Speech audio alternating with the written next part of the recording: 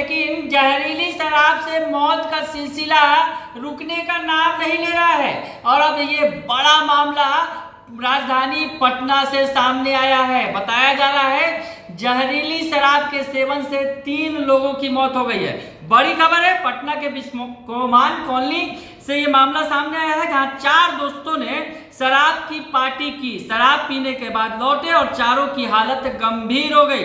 उसके बाद आनंद फानंद में सभी को एनएमसीएच में भर्ती कराया गया और एक को निजी नर्सिंग होम में भर्ती कराया गया। एनएमसीएच में भर्ती 3 की मौत हो गई, जबकि निजी नर्सिंग होम में भर्ती युवक की हालत गंभीर बताई जा रही है। तो पटना से ये बड़ा मामला सामने आया है, जिसमें शराब पार्टी की गई और शराब पार्टी के बाद शराब पीने से 3 युवकों की मौत हो गई है।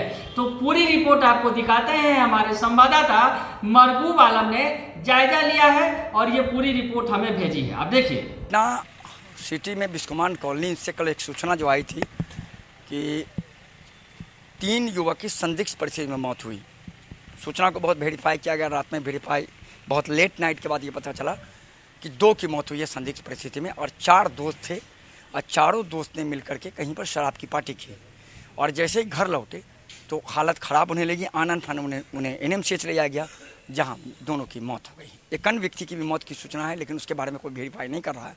और एक लड़का जो है जिसने 4 दोस्त ने मिलकर पार्टी की, एक अभी गंगा ट्रॉमा सेंटर में अभी इलाजरत है, जहाँ उसकी हालत बहुत गंभीर है। मैं इस समय यहाँ विवेक के घर पर हूँ। यही विवेक का घर है, जहाँ से विवेक निकला था और उसने अपने दोस्त अखिलेश और 2 अन्य दोस्तों के साथ शराब की पार्टी की और शराब पीने के बाद हालत ख़राब हुई और गंभीर हालत में उसे एनएमसीएच ले जाया गया। उसके बाद उसकी मौत हो गई। किस तरीके से पूरा घटना से बयान है, हम लोग को पता चली। मैं प्रखंड जहानाबाद में कार्यरत हूँ लेखा सहायक के रूप में।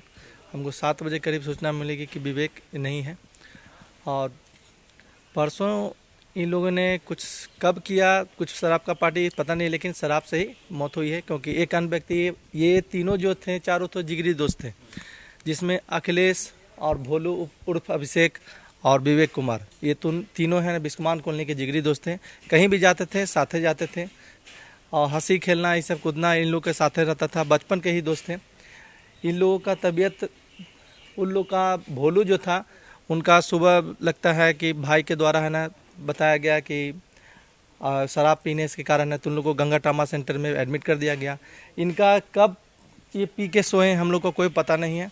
4-5 बजे के करीब है ना इन लोग को दरवाज़ा खटकाया, दरवाज़ा नहीं खोला गया। एक बगल में डेंटर हैं, 2 डेंटर रहते हैं, उन्होंने दरवाज़ा खोला, कसके यहाँ गिर गया।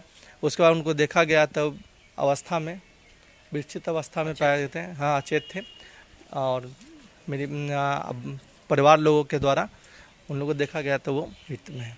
पुलिस के हाँ डेथ कर गए हैं। ये भाई हैं और जिस तरीके से ये बता रहे हैं, शराब पार्टी के बाद पूरा घटनाक्रम हुआ और अगर शराब के बारे में सूचना इस इलाके में दी जाती है तो यहाँ जो असामाजिक तत्व गुंडे हैं, जो शराब माफिया, उनके द्वारा उन्हें धमकाया जाता है। सबसे बड़ा सवाल यही है कि इन तत्वों पर, इन शराब माफियाओं पर लगाम कब लगेगी। हालांकि सभी के सबको पोस्टमार्टम के लिए एनएमसीएच भेज दिया गया है। सहयोगी राजेश के साथ मरबूब आलम का पटना। तो देखा आपने, जो पटना से ये बड़ा मामला सामने आया है, जहां पर 3 युवकों की मौत हो गई है। बताया जा रहा है कि उन्होंने शराब पार्टी की और शराब में जो शराब पी उन्होंने वो जहरीली शराब थी। ऐसे में तीनों की हालत, 4 दोस्त थे दरअसल, चारों की हालत बिगड़ गई। 3 को एनएमसीएच में भर्ती किया गया, जबकि 1 को निजी नर्सिंग होम में भर्ती कराया गया है। एनएमसीएच में भर्ती 3 युवकों की मौत हो चुकी है। तो बड़ा मामला पटना से सामने आया है और जिस तरह से शराबबंदी के बीच में ये मामले सामने आ रहे हैं, तो एक बार फिर बड़ा सवाल खड़ा हो रहा है कि राजधानी पटना, जहां तमाम पुलिस के बड़े आला अधिकारी मौजूद हैं, बड़े तमाम नेता मौजूद है और पूरी जो मिशनरी है वो मौजूद है, बावजूद इसके पटना में शराब का सेवन किया जा रहा है। बड़ा सवाल है और इस सवाल का जवाब हम खोजेंगे। तो बने रहिए कशिश न्यूज के साथ, तमाम खबरों से आपको अपडेट रखेंगे। फिलहाल के लिए इतना ही, धन्यवाद।